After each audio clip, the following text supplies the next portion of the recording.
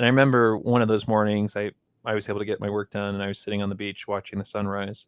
And if you've ever been to Mexico to watch the sunrise, it's beautiful. It's awesome. And I'm sitting there by myself on the sand, and I said, if my startup fails, my life is still worth living.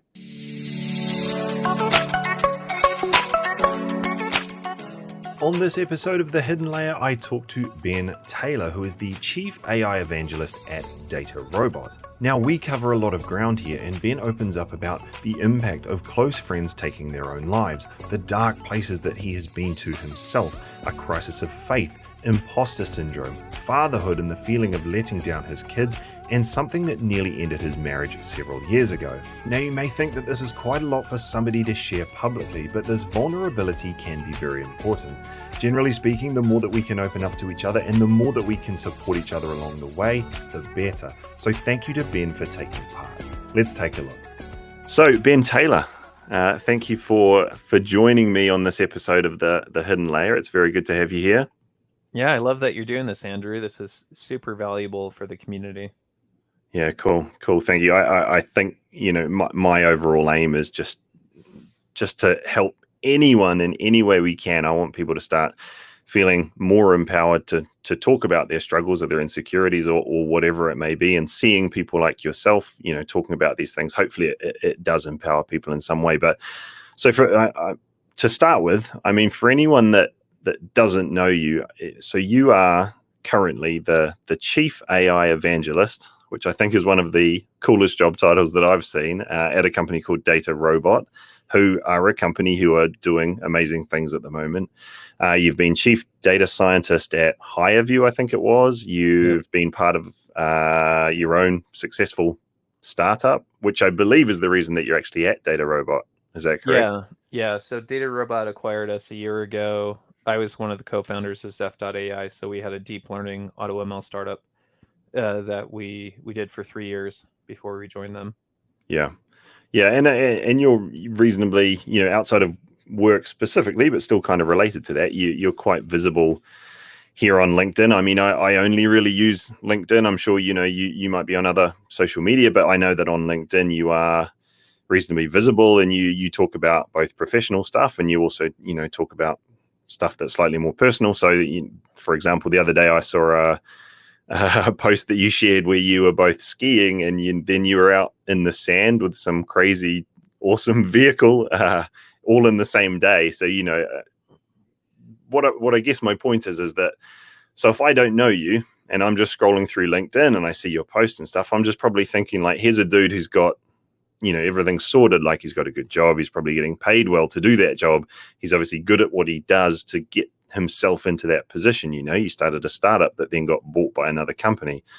You've got lots of followers, you're doing this cool stuff with your family, and you're sharing that, and that's awesome, and that's all well and good. But I guess that's just the sort of window of information that people see on social media. And maybe what I want to do today is discuss what goes on behind the scenes, or maybe debunk some of that, that sort of one-dimensional view that we get of people on social media, because there's always like interesting or sometimes hidden things that are going on with people once you get to know them better, or maybe even just when you ask them about it. And like I say, that's what I want to do today, talking to you, and that's what I want to do with each episode of The Hidden Layer, is just find, get a slightly truer picture of what people are dealing with to get to the place where they're at, because they might appear like they're this shiny person on social media, but there's always going to be something else going on. And overall, the overarching goal for me is to try and make talking about any and all topics of mental health more acceptable for people. Whether they're struggling or whether they feel insecure about something, or whether they're worried about something or they're anxious about something, making, people feel more empowered to just start a conversation with that, because I think that's super important. And when I first actually asked you about being on The Hidden Layer, you actually came back to me really quickly, and you said, yes, I want to do it. And you also said, yes, I want to lay myself completely bare for, everyone and anyone to see. I want to be completely open about these topics, because obviously they are important to you. And one of the reasons that you you gave me for the reason that you felt that way was that you told me that you've actually lost 2 quite close friends to suicide in the last couple of years. So can I ask, and the reason that I ask is that I've not actually experienced that myself. So how did losing people in that way, how does that affect your own life, and how does that affect your view on life or your outlook on life? Yeah, that's a great question. I think my view on and anxiety around death has definitely evolved and changed over time. So I feel like I have a much more I have a healthier view of it now. So it's if someone commits suicide, it's not going to wreck me or derail me, but it's upsetting. You definitely miss that person. But a lot Mm, of times people beat themselves up on what could they have done differently. So the first individual at the funeral, and this was a well-known person in the tech scene. A lot of people were asking, like they were wondering if I had had coffee with this person. Like some of them were scheduled to have coffee with this person. I think I'd had coffee with them a couple weeks ahead. Really like this individual, actually a well-known individual in the data community. mm, I won't mention his name, but people know him. mm, Like, but he's no longer with us, and and I think it's important not to blame yourself because it's more important to let people know that you love them and that you're available. Because sometimes, like, you'll meet with someone. I just met with one of my ski buddies and found out that he's going through a very hard time right now, and like he went through a low point during Christmas, and for me, it's like, man, let me know, like give mm. me a call. And so I think it's important to let people know that they're loved. But yeah, and then this happened recently, a couple months ago. Someone I had coffee with, 2 months later, they're no longer here, and yeah, that's tough. Mm. But I think it's important. I think it's important with what you're doing right now is we need to talk about this. Like, have you had suicidal thoughts? Have I had suicidal thoughts? Is this something that we could find ourselves in the future? And how do we use our support network, or how do we save ourselves from that outcome or save other people? Yeah, absolutely agree. And your ski buddy that you're talking about, I mean, did you need to pull that information out of him? Or did he come forward to you and just say that? Or was that sort of after an extended period of talking, he finally felt, he was able to talk to you? Because this is a big thing with guys as well. A lot of what you'll hear mental health organizations saying, especially to young men, is trying to say that it's okay to be vulnerable, because there is this sort of premise that it's not all right to show that side of how you're feeling. So your personal experience with your friend there, was that something that came out easily? Because you could argue that it should, right? Your mates, you should be able to talk about anything, but sometimes it's not that easy, is it? Yeah, I think for me it does because I'm more vulnerable. I'm very open, especially with my friends. I don't have anything I wouldn't share with them. Mm, But you're hitting on something that I think is a key issue that, especially growing up being a male, sometimes we're taught that you don't cry, you don't overshare, you're stoic, and I think that's unfortunate. I think it actually takes a stronger person to cry, a stronger person to overshare, and to be vulnerable. And so I've kind of changed gears in my life where I try to be much more vulnerable, um, because life is much more exciting that way. mm, But it's also more. I think being more vulnerable also, in a way, it shows more confidence. Um, if I cry in front of someone, or if I share something like details around a marriage issue or something that I'm fighting with or dealing with, it's really an opportunity to help someone else. yeah. But sometimes I need help too. Sometimes I can share these things and get an outsider's opinion. And so for my group of friends, we are very open about that, about marriage issues, stress around work, because we can benefit from the group by oversharing. Mm.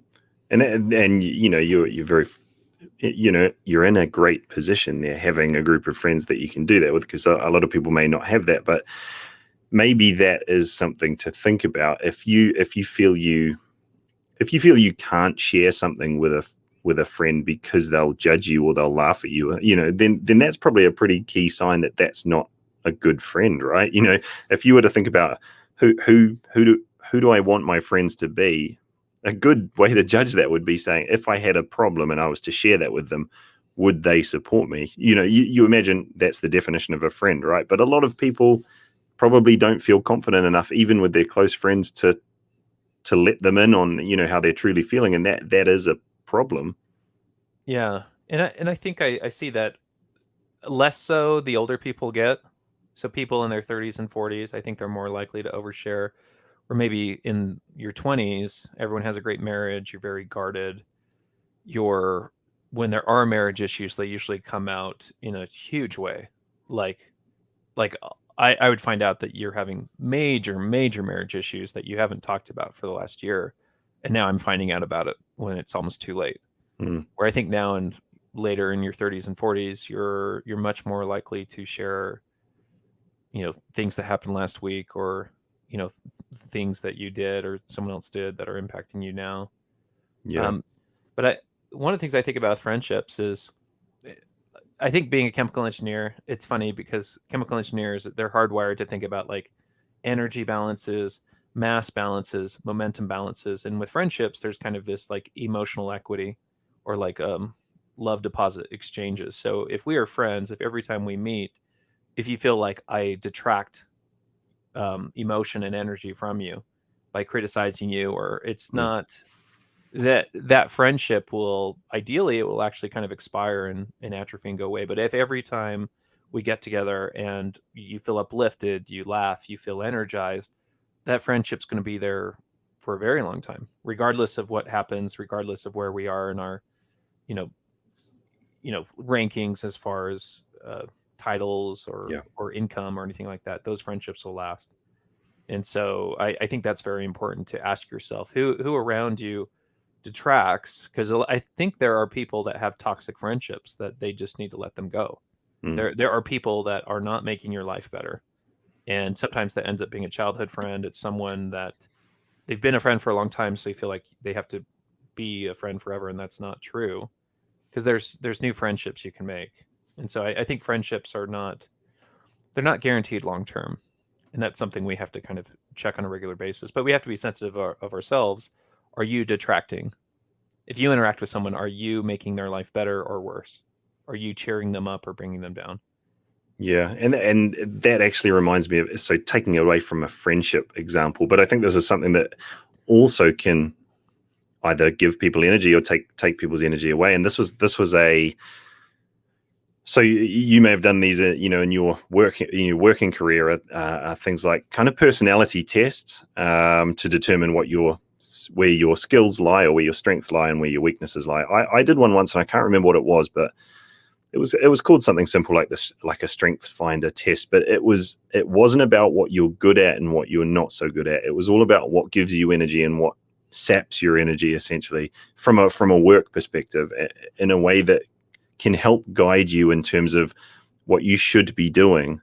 And I think, because that can be something that has a mental or emotional toll on people as well, in terms of their work situation. People are doing things that they don't actually enjoy, and if you do that over and over again, day after day after day, that can really wear you down. But I completely get that idea of what you're talking about with energy exchange. I really like that concept. I want to touch on something that you mentioned a second ago about just being more open to talking about, with each other, and it's relating to what we talked about initially, where you'd lost a couple of your friends, and you said, we should be talking about this sort of thing. Have you ever had thoughts about that? Have I ever had thoughts about that? Like, if it's all right for me to ask, I mean, have you ever been in a very dark place where you've felt, overwhelmed by life, and you've had essentially suicidal thoughts? Is that something that you've dealt with? I've had some dark times for sure. So I think I wanted to go to medical school, which is super funny now to think about. Like, thank goodness that didn't happen. But in the moment, it was the most important thing for me. And so for people that don't know, to go to medical school in the US, you have to take a test called the MCAT. It's an 8-hour test. It's a nightmare. It's an awful test. And even at 8 hours, you feel like you're on mental overdrive trying to keep pace.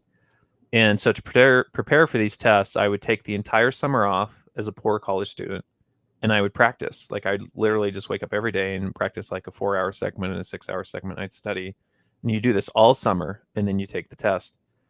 And the first year I didn't get in anywhere. And then the second year I kind of doubled my efforts on 2 specific schools, and I retook the MCAT. And so there's a ton of work. Like your entire career, you've spent 4 to 6 years kind of focused on this key point. And I remember getting that rejection letter from the state school. Like you're supposed to get into a state school. Like it's brilliant if you can go to Harvard or Stanford or like John Hopkins, but the state school is kind of a gimme. Like if you're above average, you should be able to get in the state school. And I felt like I was above average. Like my grades were good. For my department, I got outstanding senior. Like I was department president. I did all this volunteering. So imagine spending 4 years of your life working really hard, and then to get rejected. And that rejection felt final. And so when I read the letter, when it came in the mail, my wife just started crying, and you just feel like a loser. Like what's your plan B? I had no plan B, because all of this was geared in this direction. So that was definitely a low point. Luckily things worked out. I went to graduate school for chemical engineering, but all that came together in a few weeks. I wasn't planning on that. Yeah.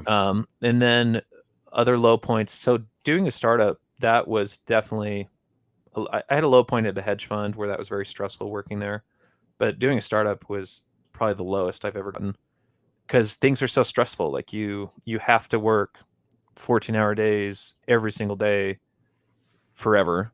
There's no vacations. And so I remember there are a few key points during the startup where I think this happened a couple of years ago. My wife was asking me if I think someone had recently died, and she was asking, I think they died of cancer or something, and she was asking if I was afraid of death. And I responded very quickly and said, absolutely not. Like I didn't even have to think about it for half a second. I said, absolutely not.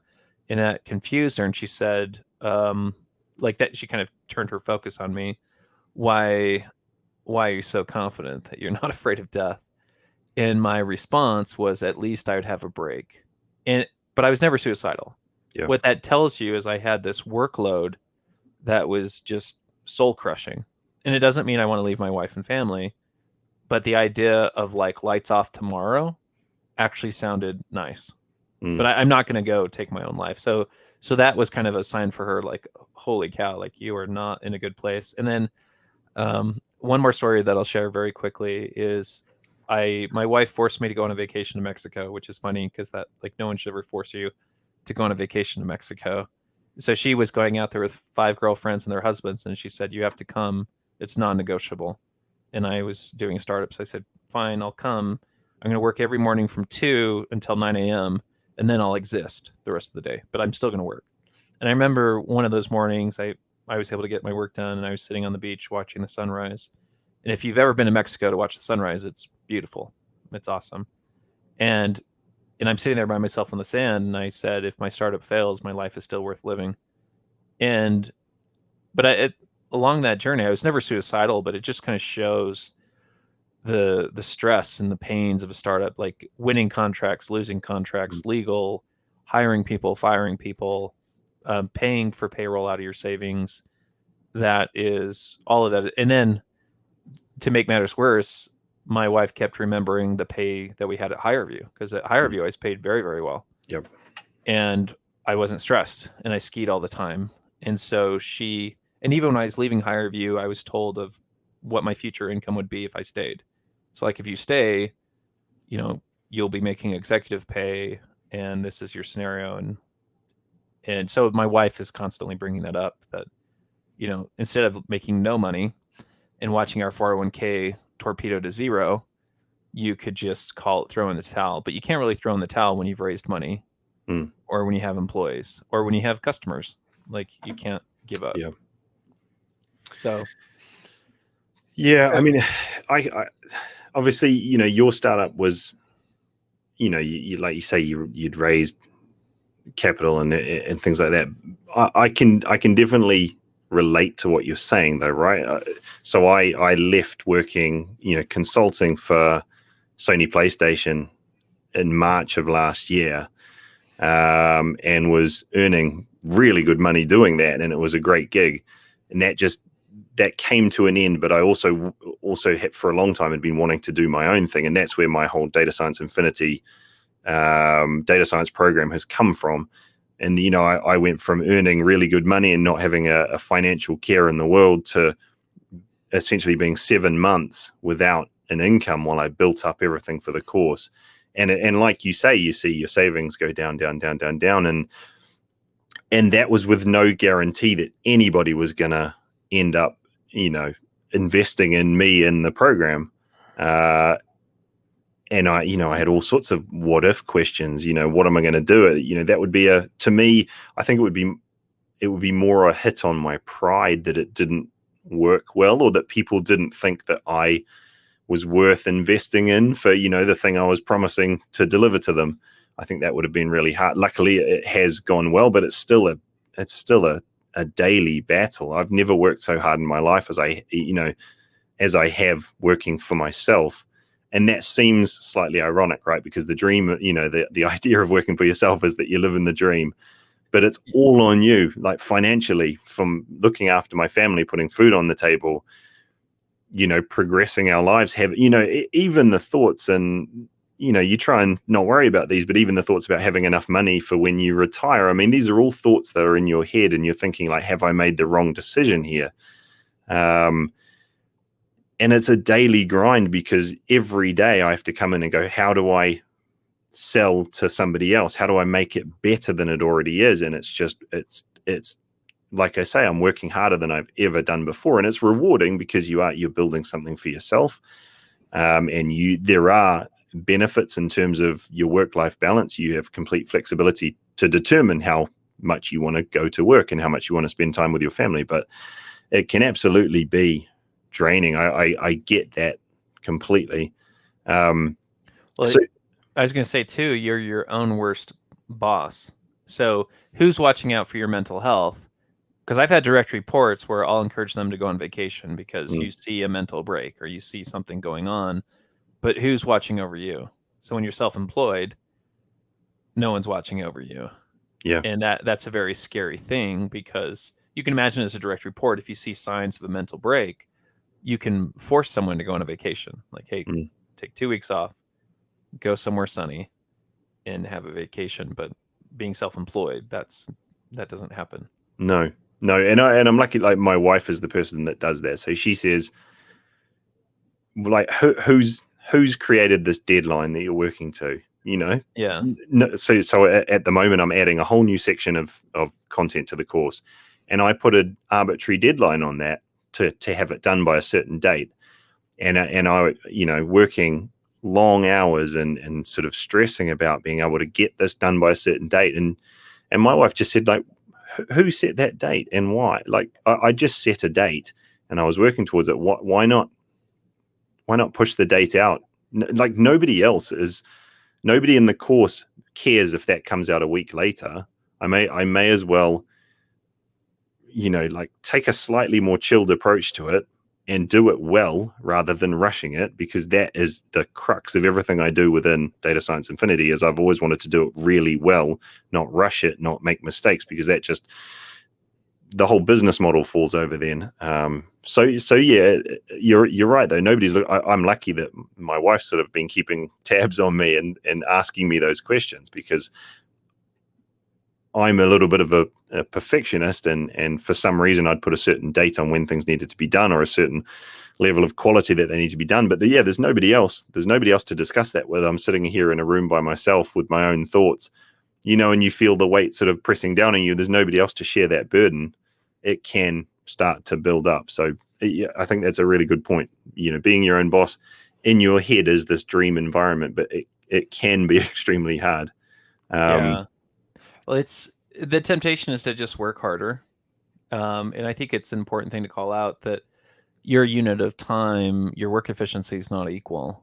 So you can imagine, if you're well rested, if you're mentally sound, you could probably do more in 2 hours than you could do in 10 hours. But in the moment, it doesn't feel that way. It's like every minute counts.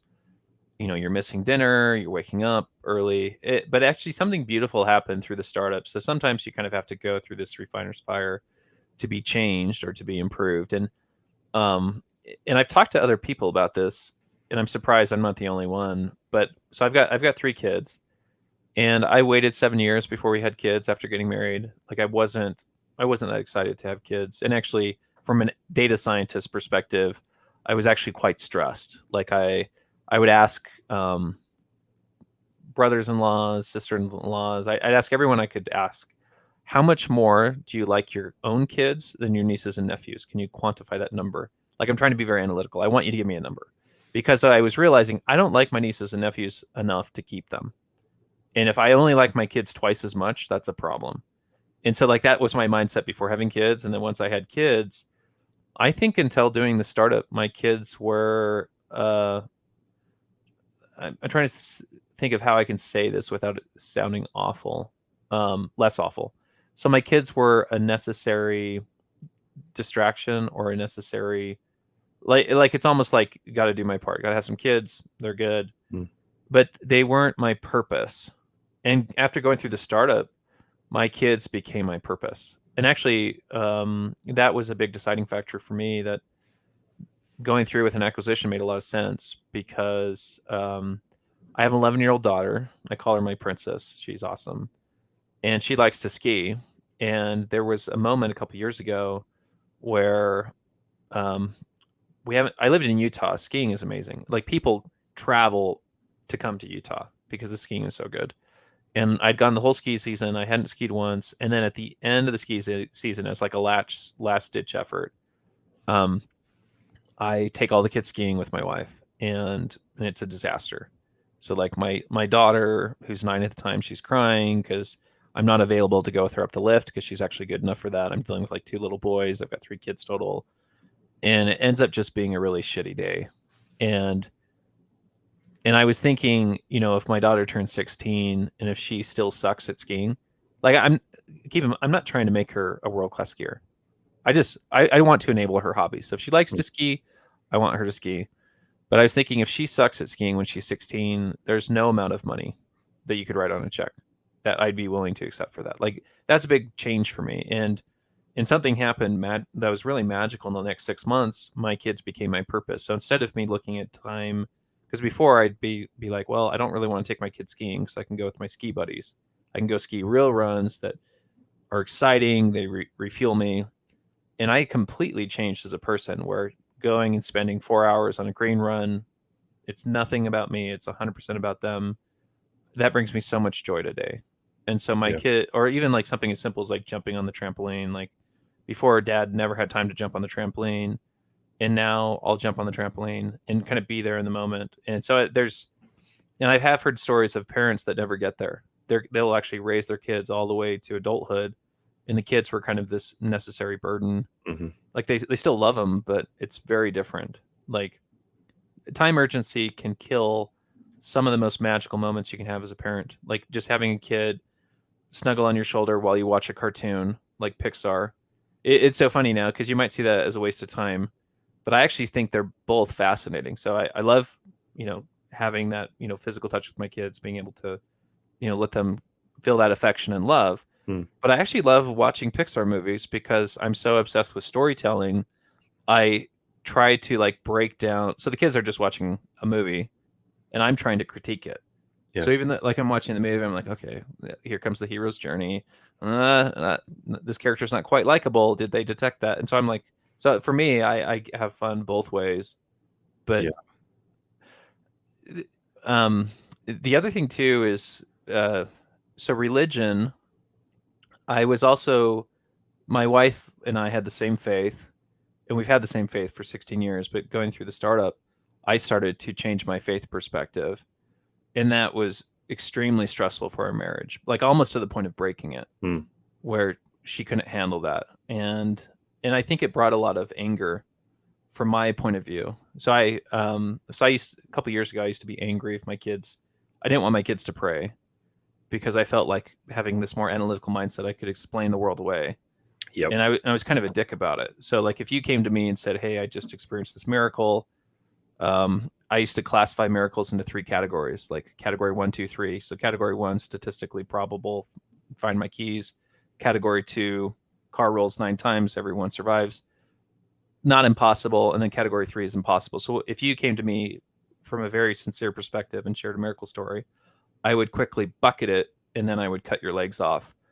And that was me a couple years ago. I just had a lot of anger, and since I've changed, where I feel like there's so many things going on in this world, we don't understand everything.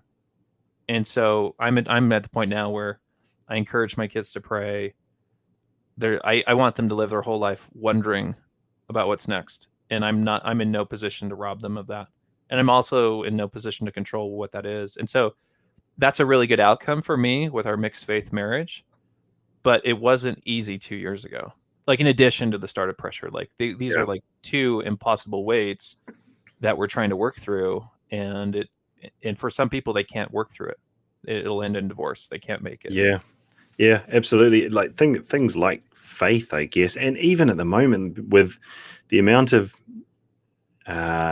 division that there is in the world on certain, so in America there was, with when Trump came in, you're either with Trump or you're against Trump. There was almost no other option, and there must have been some really difficult times for families, not just husbands and wives, but brothers and sisters or mothers and children, where that they had a different reason for supporting a different political party. And that's probably always been there. I can't really talk for, the American political system too much because I'm not in America, but it seemed like that became so much more powerful as a division. And even, with COVID again, how COVID's being dealt with, there's a lot of different views on that. And that it's these are such heated topics that there must be so many cases where families are being torn apart because you can't see the other side of the story.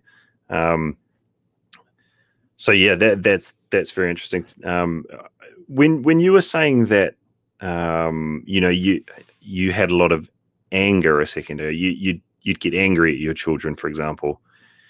So sometimes, like with any problem or anything, like maybe, you're getting angry, or, it's something to do, a problem where you've, broadly speaking, again, with your mental health or your physical health or anything, like even if there's a bug in your code, for example, like just some problem, like to properly resolve the problem, you really need to find what the true root cause is to that problem. Yeah. And that might be many steps back in the chain. Solving one of the problems near where the problem pops up is kind of like, when a cartoon character slaps a piece of tape on a leaky pipe, and the pressure builds up because you've not solved the root cause, right? It's building up, and then it explodes. Like when you said that you had a lot of anger and you that was how things came out for you. I mean, what do you think was the root cause of that? Even if that was many steps back. Yeah, I love that question. That's a great question to bring up. So for anyone who leaves a childhood faith, it doesn't matter what the faith is. If you leave a childhood faith, there's a sense of loss. There's a sense of betrayal. A lot of times it's through like historical insights where, I've been lied to. And I didn't really have a lot of people to talk to, like at all. Like, cause my everyone around me, they're part of this faith group. So I didn't really have someone to go vent with. And so I was on Reddit, I was on Facebook. And so what I noticed, getting back to friends, are friends are they making you feel good, or are they pulling you down? And so literally my Facebook feed and Reddit feed, it was all negative, just all antagonistic. And what that was doing is, rather than just moving on, rather than just letting the wound heal and moving on with life, I was ripping off that scab every day. So me being on Facebook and actually, so something that's very personal, but I'm happy to share with this audience. So I had become very antagonistic. And for people that know me, I can be pretty witty. Like, I go and I speak. I'm funny sometimes. I can be witty, but I can also be witty in a mean way where I can cut deep.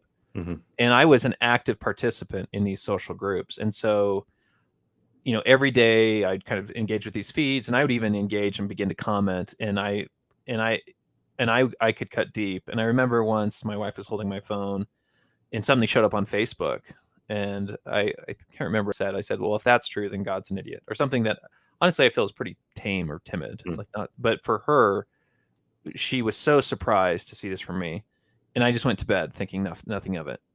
And so my wife, she stayed up for hours, like 3 hours. She logged into my Facebook, and she's just reading all the terrible, terrible, awful things that I had said over like a year to groups that I never intended her to read anyway. And in that morning when she woke, like I woke up thinking like nothing's wrong, there's no issue, and she's just crying in bed, and she says like, I don't think this is going to work. And we've been married for 17 years, and we actually have this incredible love story. So for people that don't know this, my wife and I, we eloped when we were 20. I was hitchhiking across the desert. Her parents found out 3 months later. Like, it's a fantastic love story, and we've been madly in love. But this is kind of coming to a head. It's not going to work.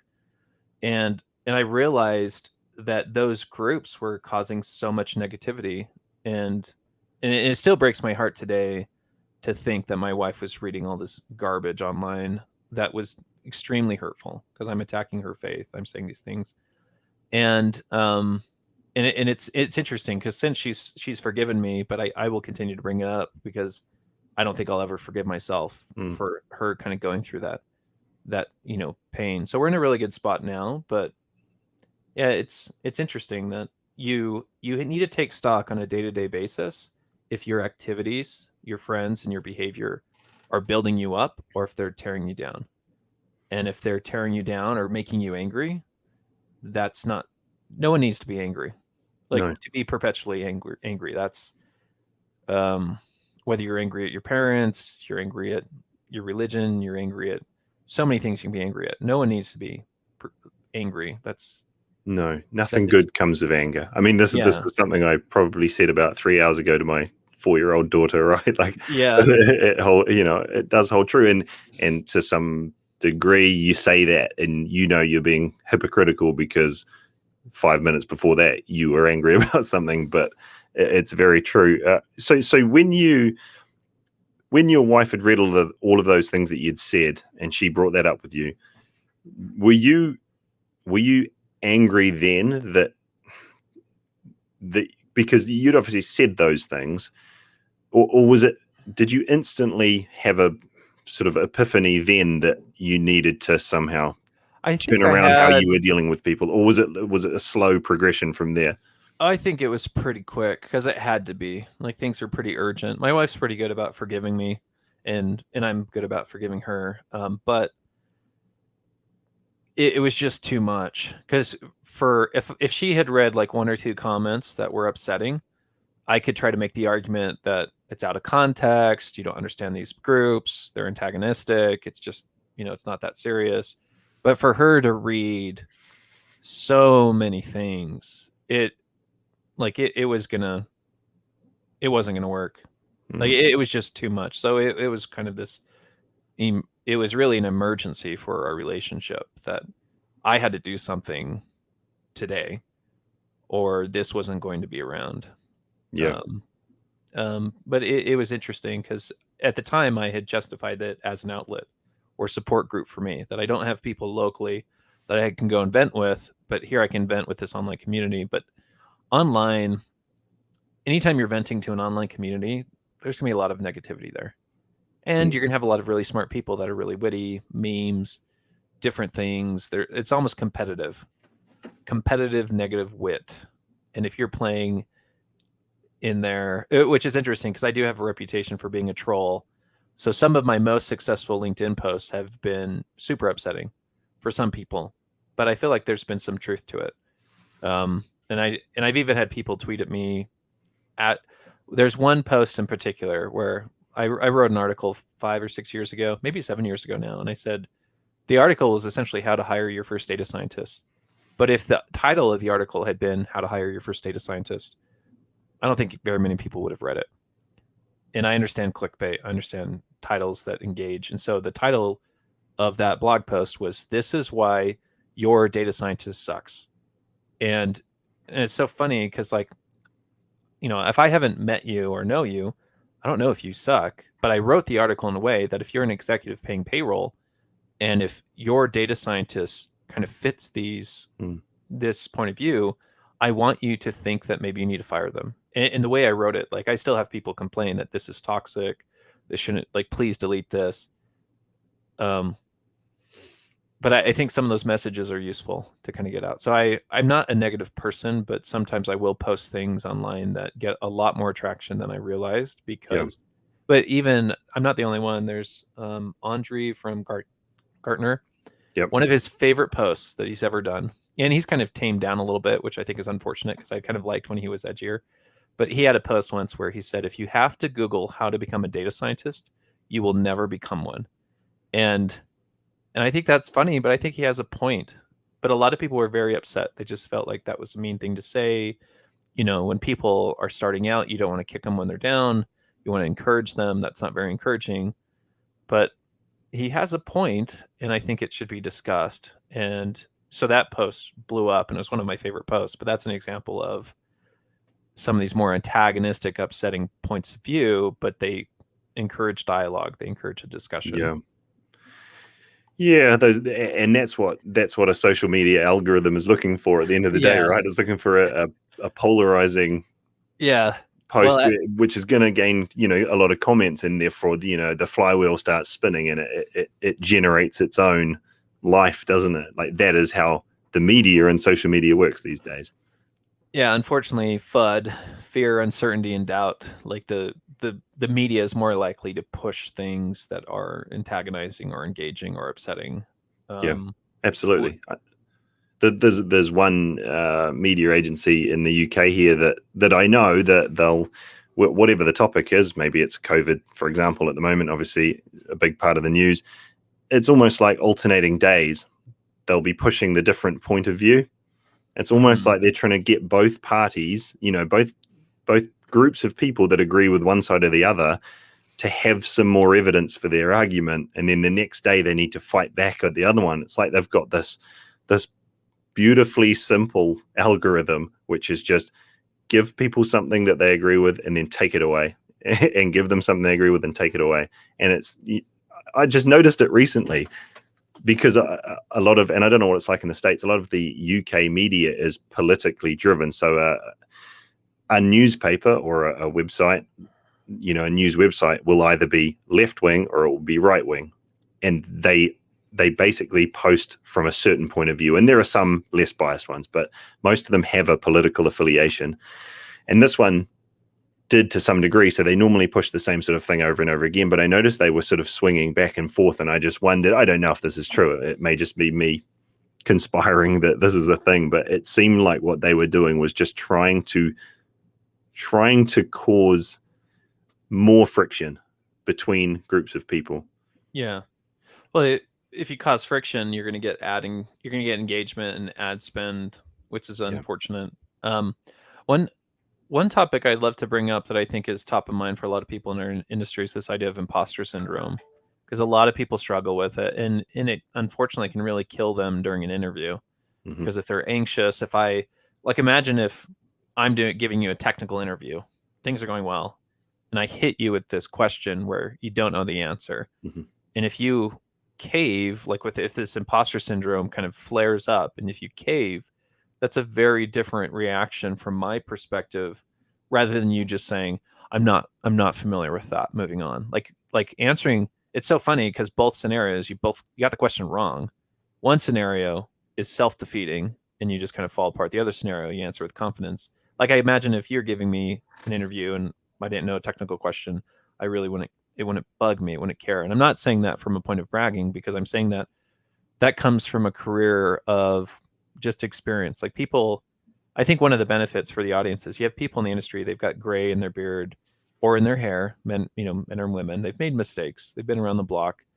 And I think as a young engineer, I definitely probably had signs of some imposter syndrome when I worked at Intel and Micron. Like, I didn't want to speak up if I had a question. I didn't want to ask a question publicly that someone might think is stupid. I wanted to prove myself. Like, if there's an opportunity to, show that I was the smartest person in the room, I wanted to make that possible. But I don't think I struggled with imposter syndrome as much as other people do. And I think that actually goes all the way back to high school, where sometimes if you do well in sports, or if you just have a parent that compliments you a lot, that can set you up well for your career, where you're less likely to be kind of start off with this imposter syndrome, but one of the things that's been the most helpful for me is to give up on job security and focus on market security. And that was something that took me many years to figure out. I think the first 5 to 7 years of my career, I was so focused on job security. Mm. And that makes you feel very vulnerable. Because if you focus on job security, your boss might fire you. Like things can happen. And you kind of live in this state of fear and vulnerability. But when you really make market security your goal, you're no longer afraid. Like you can ask stupid questions. You don't have to be. There's also this whole ego development that I used to be pretty arrogant, especially like 4 years ago. That's probably the peak of my arrogance, and I've grown up and realized that I'd prefer not to be the smartest person in the room, but I've also kind of come to the conclusion that everyone's smarter than me about something. Yeah. And there's a good chance that hopefully I'm working with people that are much smarter than me when it comes to data science and AI. Yeah. Like that's not what yeah. That is seemingly a natural progression as you get more experienced. I think, in the workplace, as you get more and more comfortable, the higher up a business you go, people that are successful, I think, the higher up a business you go, the more happy you are or the more comfortable you are asking what is deemed to be the dumb question of, I don't understand that. So even if somebody who's your junior is presenting something and you don't get it, so I found this at Amazon. I found that the people who were really successful and had done really well, they would have no problem saying, I don't get it. I don't get it. Can you explain it another way to me? And then they explain it again and you go, I still don't get it. Like, I still don't understand. Can we have some time later? Whereas when you're earlier on in your career, you think that everybody's judging you at every moment. And if you say that you don't know something in a meeting, then all of a sudden everyone's put a red cross next to your name and said, well, this guy doesn't know what he's talking about. But you notice these things over time that, the higher somebody is in a business, seemingly the more comfortable they are with that stupid question. And that it's kind of it's a bit of a paradox when you think about it, but it's true. Well, I feel very blessed that way. I think with my career, a lot of it's been luck. Like there's been so many lucky decisions where I didn't know, so I randomly got a job opportunity to go work at a hedge fund as a quant. And it was we built out a 600 GPU cluster in the office. So that was one of the opportunities I had, but that opportunity prepared me to be considered for this key role at HireVue, which was a Sequoia company. And that gave me the confidence to go to a startup. But these decisions, every decision, there was an alternative or alternative decisions that would have led to very different outcomes. And so I feel like my career, I've been able to get to a point where I feel very blessed, but a lot of it's been lucky. But I've noticed when you ask these stupid questions, a lot of times you're doing a service to the meeting where a lot of people had the same stupid question, but they were unwilling to ask it because this is their first job, or they don't want to show a kink in their armor. And I feel like I'm just like a battled old soldier with like rusty armor and like plenty of warts and kinks, and it's fine. Yeah, which is why this kind of conversation's useful, I think, because this will resonate with people, and hopefully it will help people. So we've got a little bit more time. I don't know how much more time you have, but I was wanting to touch on something really quickly, which was, so you mentioned, your faith before, and you used to, I think you mentioned that you used to get a little, maybe you got annoyed that your kids would pray, or now you encourage them to pray. Is that right? Yeah. And so for me, I guess I would class myself as a reasonably like non-religious person from a specific religion. Like I don't have a specific religion, but you mentioned this when you were talking about it before, that there is so many things that we just don't know, that we can't almost rule some things out. And while I personally don't believe in specific things, I know that there's so many unknowns. And I commented on a post that you did a couple of weeks ago. I think you'd posted at 3 a.m. or something with some thoughts about the universe, I think it was. Oh, yeah. And I just, because this is the thing that bugs me all the time, is the idea that for me, and there's people with much more knowledge on it than me, but the idea that we have to either accept that there's the concept of complete nothingness, where the universe started and before that there was nothing, and I can't comprehend that. That's not a thing that I can deal with. Or the only other option to me, it's binary. We have to either accept that infinity is a thing and that the universe has been around forever. Say at the start of this universe, there was something else before that, but then what was before that, and that it'll go on forever. And like, I can't comprehend either of those things. And I feel like you have similar kind of musings in your head. Like what bugs you about the universe? Not bugs you. What do you think about a lot in terms of, spirituality, but in terms of the universe and things like that?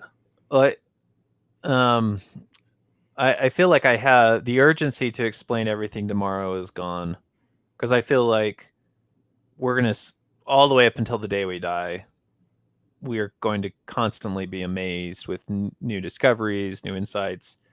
It's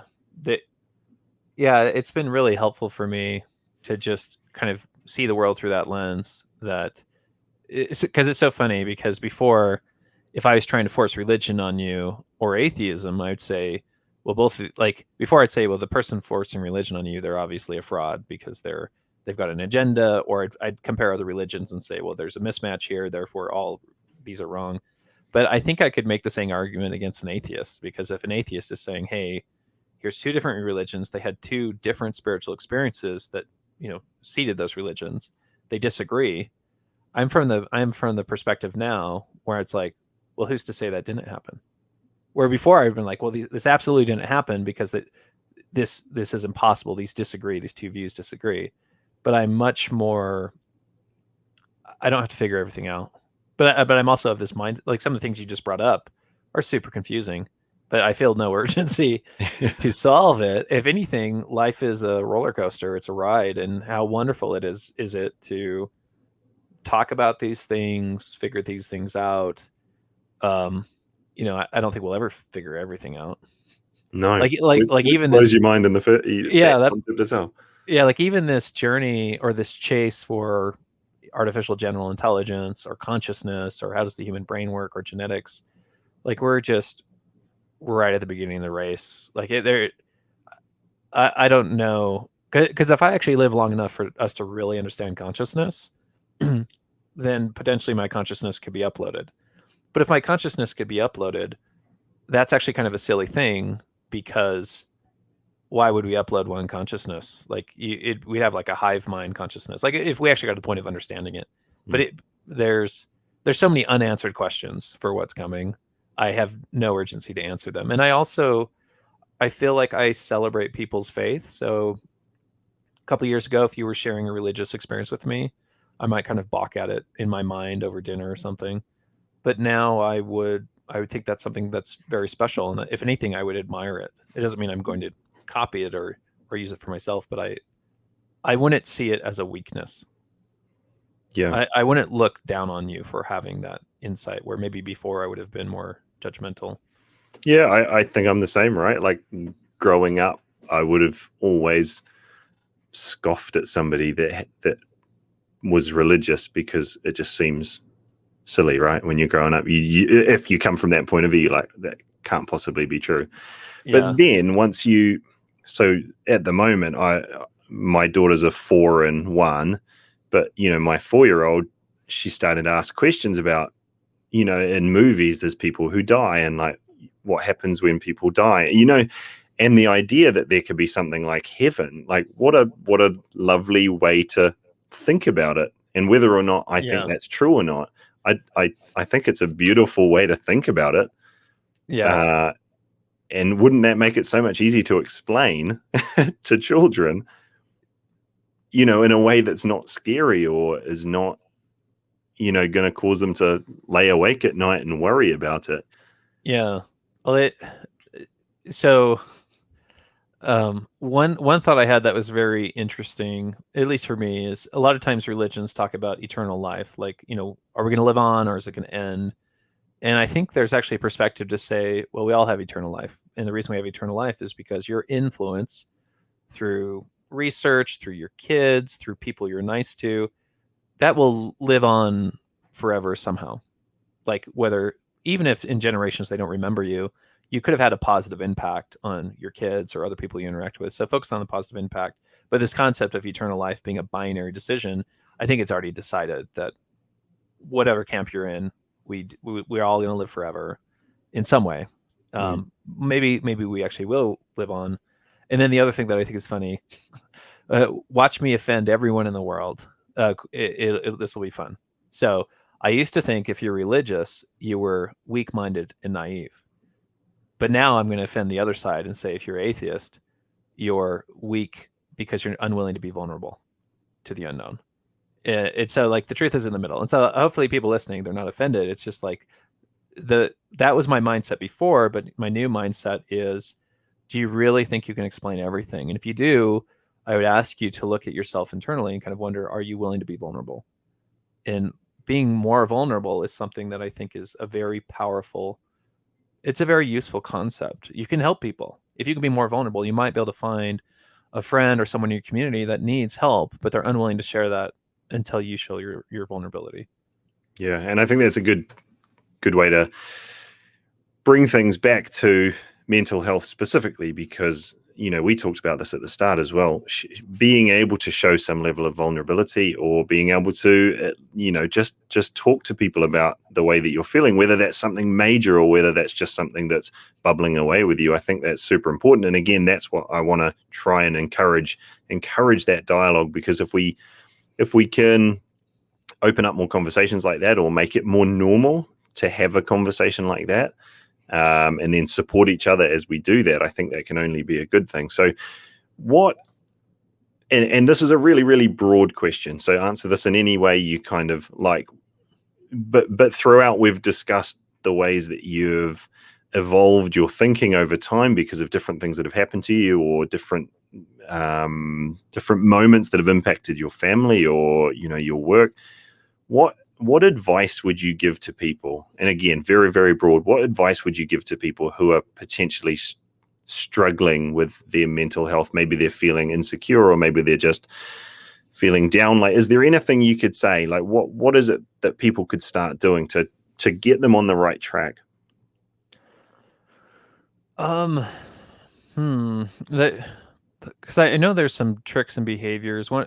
Not everyone can do this, but sometimes I like to say you need to become the captain, or you need to take charge of your own mental health. And I know some people have true mental disorders where they can't do that unless it's medicated.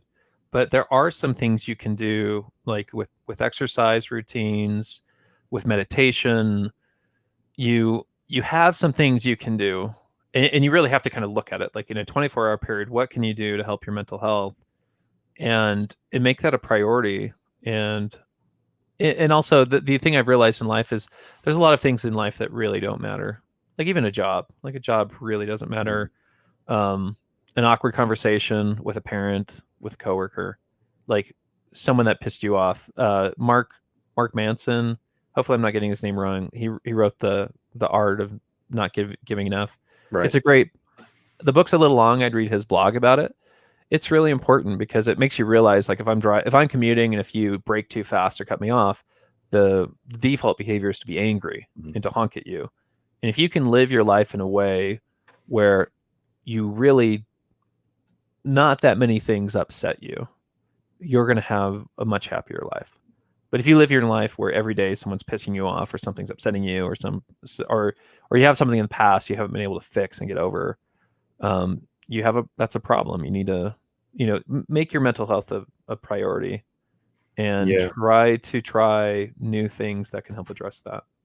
And like you say, like something for me that I've found, and it's been hard during COVID because the gyms have been closed, but exercise can have such a positive effect on our bodies, and it's going to be different for everybody. But even if whatever it is, for me, I've obviously, the gyms are closed at the moment, but I loved going to the gym. That was almost my meditation. You're going there, you've got your headphones on, and you're just lifting heavy things. It's like a primal thing almost that can really have a positive effect on you.